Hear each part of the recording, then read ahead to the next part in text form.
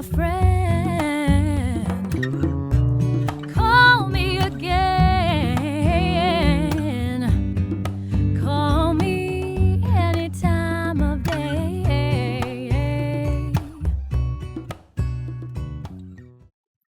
Hi, welcome back to my channel. This is Sniffthen, and this is part 3 of my opening channel series all about Middle Eastern fragrances. So today is a very exciting video because we're going to talk about Middle Eastern houses, specifically the best, the worst, the ones I've never tried, the ones that I'm interested in, the ones that have hits and misses for me, and so let's go ahead and get started. So I want to put a disclaimer out there. This video is not going to, nor is the rest of my channel, honestly, I'm going to focus on the really high-end Middle Eastern houses because even though I'm sure some of them are fabulous, my channel is really going to focus on the more affordable end. And by affordable, obviously that's subjective. I'm usually talking about $100 and under, and most often $50 and under. And even more often, $30 and under, hopefully. So brands like Amouage, Kajal, Arabian Oud, they have some beautiful, beautiful scents, and many Middle Eastern focusing YouTubers have given some great recommendations for that, but those are, to be frank, out of my price range, and so I'm not going to focus on those.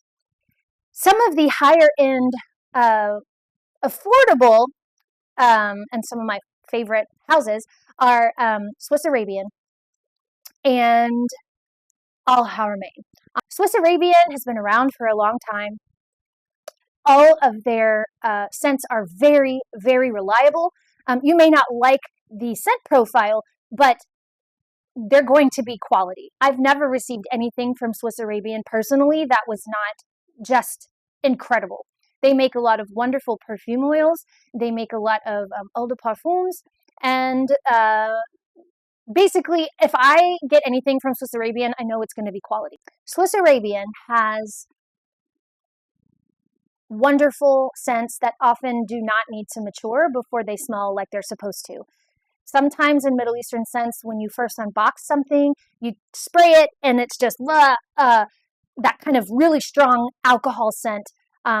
Because it hasn't matured yet and it needs to sit in a cool, dark place for a while, as we talked about in the last video. Swiss Arabian, Al Haramain, neither one of those really need to do that. Al Haramain also owns a line called Orientica, and they are beautiful, beautiful bottles, incredible presentation. They'll make you feel the luxury of your purchase when you're sniffing, when you're opening, everything is just beautiful. And those are on the pricier side. You can find some really good deals on some of the websites that I've found. And also with Swiss Arabian and Al Haramain, they've been around for a while and some of their older scents can be quite affordable now. So even though their latest releases are usually going to be pretty pricey, or at least on the higher end of the affordable spectrum, they're good. I would have no problem recommending any of their fragrances. However, you have to like the scent profile, and a lot of times they have really great original fragrances as well, which is great. I really love those houses.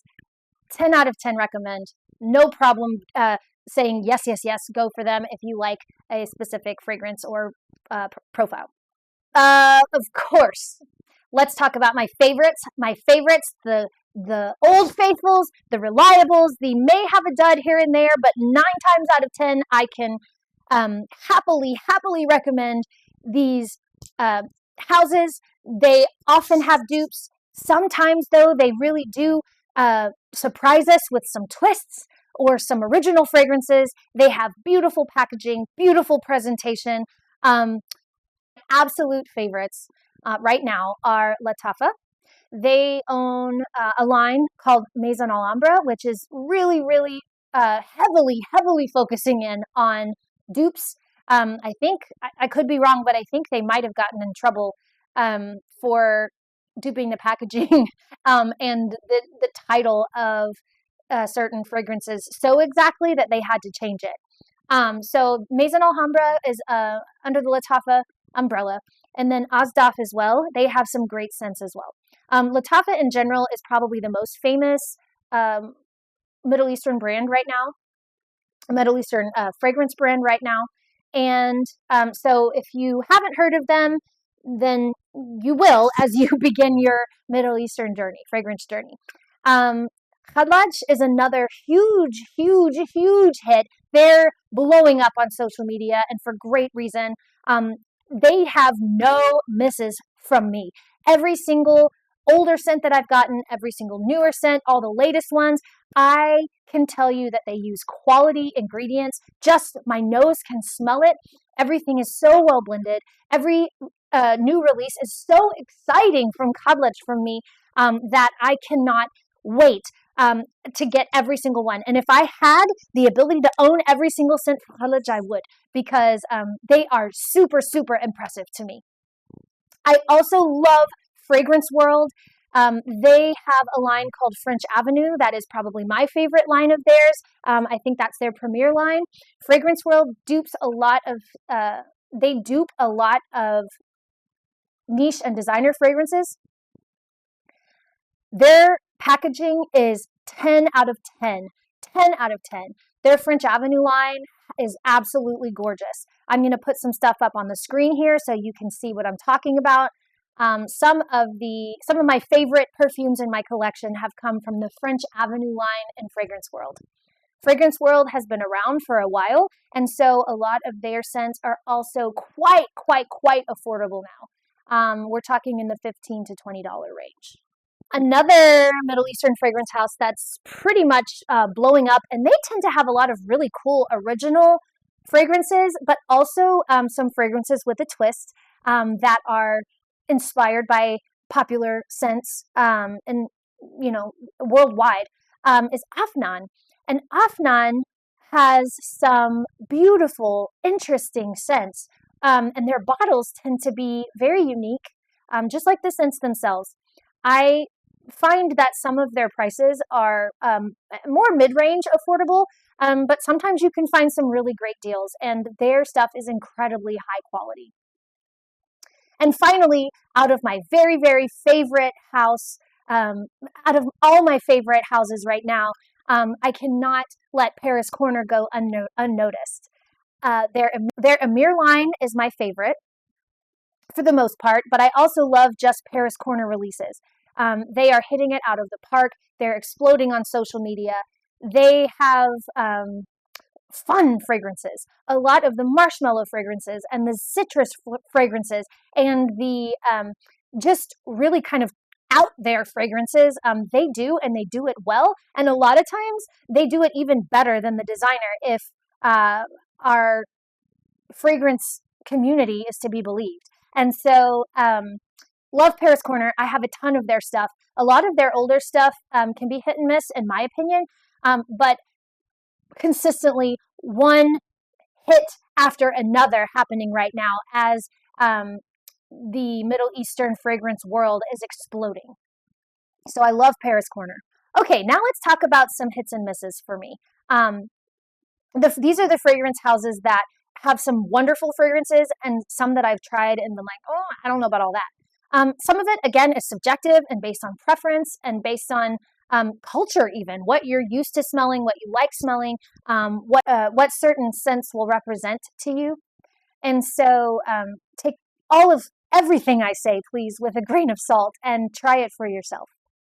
I think that Ard Al Za'faran has had some hits for me. I really love Bentorin. That's a good girl dupe. But they have some others that smell like soap, that smell like laundry detergent, some that are just, they don't seem to be super high quality for me. They don't seem to last as long. They just don't seem to be as well blended, in my opinion. And some of that could be that I have not let them sit long enough. You know, the scent profiles do change a little bit with maturation. But from Ard Al Za'faran, I've had some hits and I've had some misses so far. Of course, I've got to mention Al Rehab here. They have French Coffee. They have Choco Musk. Those are 10 out of 10 for me. They have soft. It smells so girly and so demure. Just wonderful, wonderful, wonderful scents. But they also have some scents that smell like gasoline. They have some scents that smell like lesser quality versions of some of the other Middle Eastern fragrances I have. And Al Rehab is definitely the most affordable Middle Eastern house that you will find as of right now. So it's, to me, still a win that they have so many great fragrances. Choco Musk you can get for $7 or $8, and it smells like cocoa cereal to me, like what I had as a kid, like a chocolate cereal that you'd find in the grocery store. French coffee is the strongest, realistic coffee scent that you will ever put your nose on. I can pretty much guarantee it unless something else comes out. It is straight coffee and nothing else. Linear coffee, coffee, coffee, coffee. You smell like you just had 32 ounces of black coffee is what it's like. Okay, so it's great, but some of their other ones are just but the affordability, you can't beat it. And the last two I want to talk about in this category are Mamlakat Oud and Arabiat Prestige from My Perfumes. Both of them have hits and misses for me. I have a few fragrances from each house, and to be honest, they have some hits and misses. They have some I've liked, some that I haven't liked. Mamlakat Al Oud has the bottles with the little poofs, the little cotton stuff, and so far they've really been duping other fragrances that other Middle Eastern lines to me have done a little bit better, in my opinion. Totally honest, to be totally honest, I have not explored them fully, but these are brands that I'm just kind of on the fence about right now, and we'll find out more as I try more of their fragrances. And then I want to talk about some lesser known brands, but that are brands that are on my radar right now. I really would like to know more about Ajmal.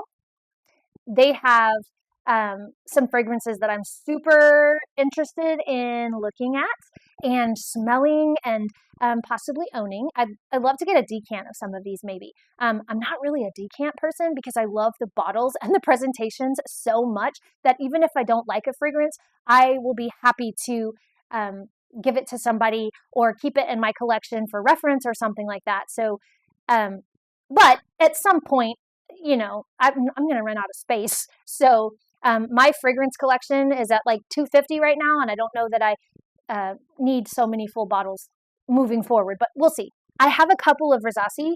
Rasasi, I'm not quite sure how to pronounce that, but I believe it's Rasasi fragrances. Their Kazamat line, I have 2 of the 4, and they're pretty good. They're pretty good fragrances. I've heard some really great things about Rasasi from other fragrance YouTubers, and so I would really like to explore them as a brand quite a bit more.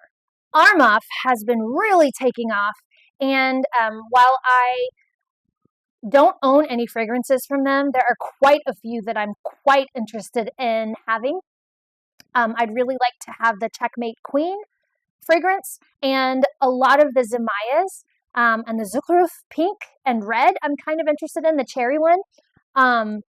So yeah, you might see some Armaf Zemaya fragrances on my channel before too long if I have my way. And so we'll see how that goes. Maison Asrar, I have no idea about, but I'm interested in smelling some of their fragrances. The vibe that I'm getting from the Middle Eastern fragrance YouTubers that I follow is that they are a lot like Afnan. I'm not quite sure if that's true, but I believe they're kind of mid-range, pretty nice presentation, nice bottles, very good scents, high quality scents. And so I'd like to delve into that brand a little more and give them a try this year. I do have a fragrance from Al Watania. It escapes me what it is right now, but I'll put it up on the screen. And as of right now, it seems like it's okay. I think there are some that I'm really excited about. Some of my YouTubers that I watch have recommended Nadine from Al Watania, and I'm dying to get my hands on that fragrance, but for some reason it's harder to find. And there are a few others that I'm really excited to try, but I just don't know a whole lot about Al Watania as a brand, and I'd love to learn more. And then finally, I am all about learning more about Hekiat Otter. I'm not sure I'm saying that right. Hekiat Adder? I don't know. Anyway, uh, they have Gigglepuff, which is supposedly a dupe for House of Sillage Hufflepuff. And it's supposed to be a really sweet, gourmand fragrance, and I would be so excited to try that.